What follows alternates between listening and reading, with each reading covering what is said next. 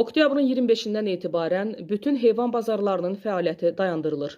Son dövrlərdə əldə edilən məlumatlar göstərir ki, Cənubi Qafqaz regionuna daxil olan bir sıra ölkələrdə xüsusi təhlükəli heyvan xəstəliklərinin yayılma riski mövcuddur.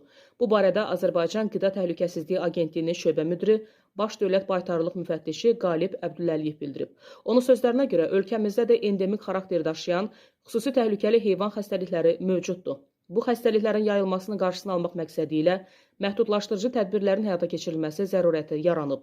Xüsusi təhlükəli xəstəliklər əsasən bir heyvandan digərinə birbaşa təmas yolu ilə keçdiyindən, bu baxımdan ən riskli məkanlardan biri heyvan bazarları hesab olunur.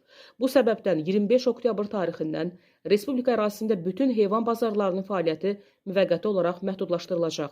Heyvanların satışı birbaşa heyvandarlıq təsərrüfatlarında həyata keçiriləcək və buna hər hansı məhdudiyyət qoyulmur.